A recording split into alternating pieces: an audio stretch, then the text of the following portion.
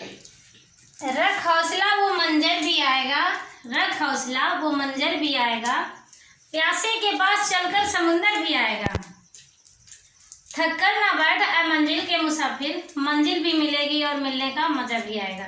नमस्कार दोस्तों, KD basic with trick में आप सभी का स्वागत है। चलिए आज सीखते हैं टेंस। टेंस मीन्स क्या होता है? काल। काल किसे कहते हैं? टेंस किसे कहते हैं? जिससे किसी कार्य या घटना के होने के समय का बोध हो। किसका बोध हो? समय का बोध हो, उसे टेंस कहते हैं। टेंस को 3 भागों में बांटा गया है। प्रेजेंट टेंस वर्तमान काल, पास्ट टेंस भूतकाल, फ्यूचर टेंस भविष्य काल। प्रत्येक टेंस को 4 भागों में बांटा है। सभी टेंस को क्या है? 4 भागों में बांटा गया है। प्रेजेंट टेंस को 4 भागों में, पास्ट टेंस को भी 4 और फ्यूचर टेंस को भी। तो प्रेजेंट टेंस के पार्ट पहले पढ़िए। Present indefinite tense, present continuous tense, present perfect tense, present perfect continuous tense. Past tense के भी 4 भाग हैं। Past indefinite tense, past continuous tense, past perfect tense, past perfect continuous tense. Future tense के भी 4 भाग हैं। Future indefinite tense, future continuous tense, future perfect tense, future perfect continuous tense.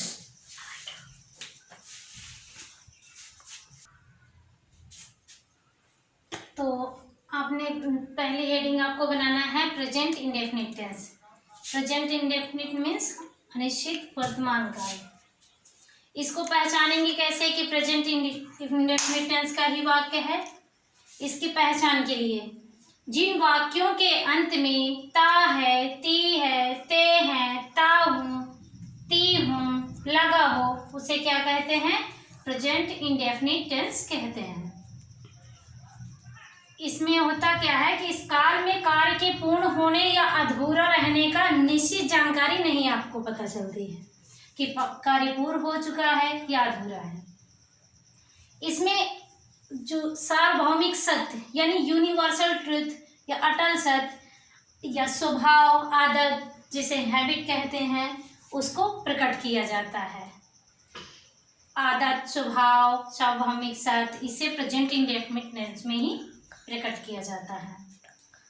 अब इसमें जो वाक्य हैं तो असर्टिव सेंटेंस बात करें, इसमें कई तरीके के वाक्य आते हैं, जैसे असर्टिव है, निगेटिव है, इंट्रोगेटिव है। जो असर्टिव है उसके ही 2 पार्ट होते हैं, अफर्मेटिव और निगेटिव सेंटेंस। बाकी इंट्रोगेटिव है वो भी आ जाएगा। ठीक, तो पहला हमने अफर्मेटिव सेंटेंस, क्योंकि एक एक करके सभी का रूल बाय रूल पढ़ना है।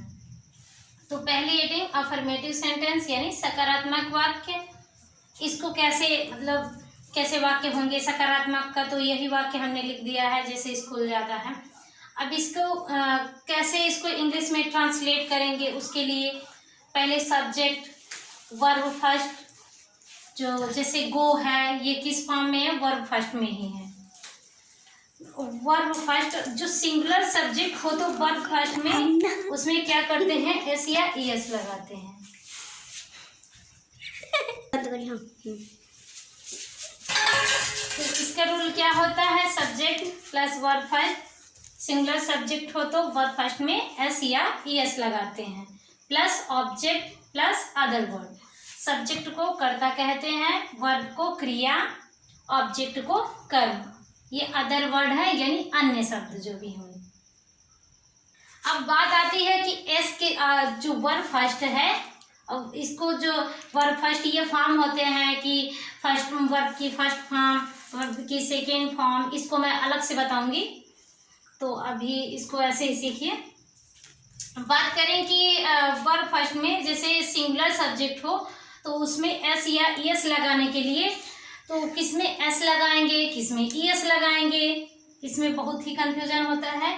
तो उसके लिए जिसमें ईएस लगाना है, सिंगुलर सब्जेक्ट हो तो वर्ब फर्स्ट में क्या करना है? अगर वर्ब फर्स्ट यानी वर्ब का अंतिम अक्षर जो लेटर है उनके डबल एस हो, ओ हो, या फिर जेड या एक्स या सी एच या एस एच, इनमें से कोई भी हो तो उनमें क्या करते हैं, वर्ब की फर्स्ट फॉर्म में ईएस लगाते हैं। कब लगाएंगे ईएस? जब जो वर्ब है, सब्जेक्ट है, वो कैसा हो, सिंगुलर हो। तो आपने क्या देखा, इसका रूल सीखा, सब्जेक्ट, वर्ब और ऑब्जेक्ट, ये 3 चीजें जरूरी होती हैं। ऑब्जेक्ट नहीं भी हो तो भी कोई बात नहीं। अब इसमें पहला सेंटेंस देखिए, मैं जाता हूँ। तो आप लोग कैसे आपको पहचानना था, ता है, ती है, ते है, ता हूँ, तो इसमें ता हूँ आ रहा है, इसमें ता है आ रहा है, इसमें ती है, इसमें ता है, इसमें ते हो, इसमें ती है, इसमें ते हैं, इसमें ते हैं। अब इसको ट्रांसलेट कैसे करेंगे, तो पहले सब्जेक्ट लिखते हैं, यानी कर्ता।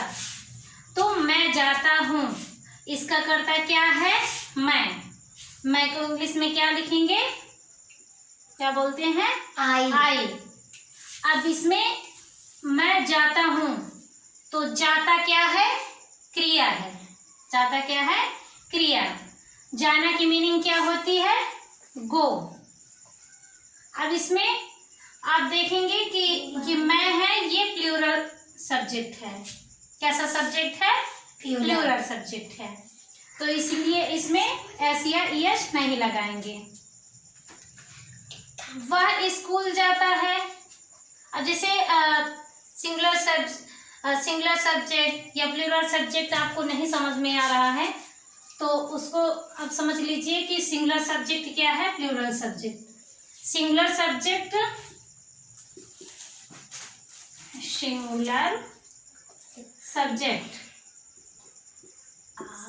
सब्जेक्ट कौन कौन से होते हैं, ही है, सी, ही, सी, इट, या किसी का नाम हो तो, किसी का नाम। सिंगुलर सब्जेक्ट किसे कहते हैं, ही, सी, इट या किसी का नाम हो, उसे सिंगुलर सब्जेक्ट कहते हैं। इनको छोड़कर क्या हो जाएंगे, प्लूरल सब्जेक्ट में कौन कौन सा आ जाएगा, आई है, दे है, वी है, यू है, या फिर एक से अधिक जो सब्जेक्ट है, सब्जेक्ट के रूप में जो कार्य कर रहे हैं, जैसे राम, लक्ष्मण और सीता वन को गए, तो इसमें सब्जेक्ट जो है, 3 सब्जेक्ट में 3 लोग हैं, तो उसमें क्या होगा, जो वर्ब होगी वो प्लूरल के रूप में आएगी, ठीक है, तो वो प्लूरल सब्जेक्ट में आ जाएगा।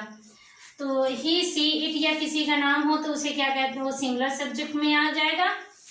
अब इसको समझिए आगे, मैं जाता हूँ क्या हो गया, आई गो।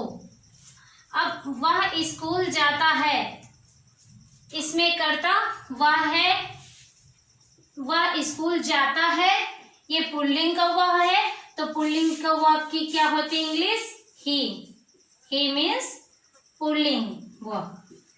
अब इसके बाद सब्जेक्ट के बाद वर्ब लिखना था, वर्ब यानी क्रिया क्या है, जाना। तो जाने की क्या होती है मीनिंग, गो मीन्स क्या होता है, जाना। अब इसमें आपको बताया गया था, डबल एस है, ओ है, जेड है, सी एच है या एस एच है, लास्ट में किसके जो वर्ब है, वर्ब के लास्ट में वर्ब, जो वर्ब की फर्स्ट फॉर्म है उसमें। और तो अगर ये सिंगुलर सब्जेक्ट है तो वर्ब की फर्स्ट फॉर्म जो है, अगर इसमें ओ है तो इसमें अब क्या लग जाएगा, ई एस, क्या लग जाएगा, ई एस। ही गोज, फिर टू, अब स्कूल की क्या होती है, school, S C H double O L. अब बात करें, वह एक आम खाती है। अब खाती है, ती है यानी लड़की है, स्त्रीलिंग वो है, तो वह की क्या हो जाएगा, सी।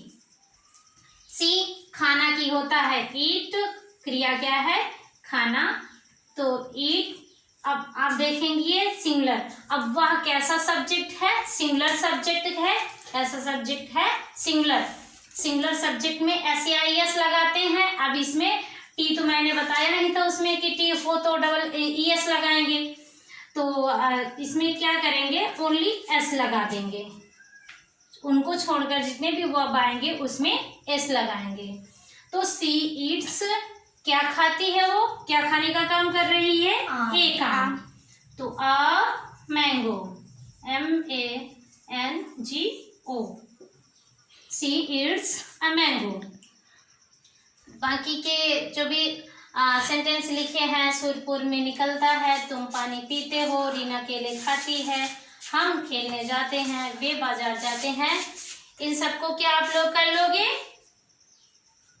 आप लोग को आ जाएगा? Yes ma'am. ओके, तो आप लोग भी इनको सेंटेंस बनाकर इसको आप कमेंट बॉक्स में कमेंट में लिखना है इसको। और आज की क्लास यहीं तक, मिलते हैं अगली क्लास में। Thank you.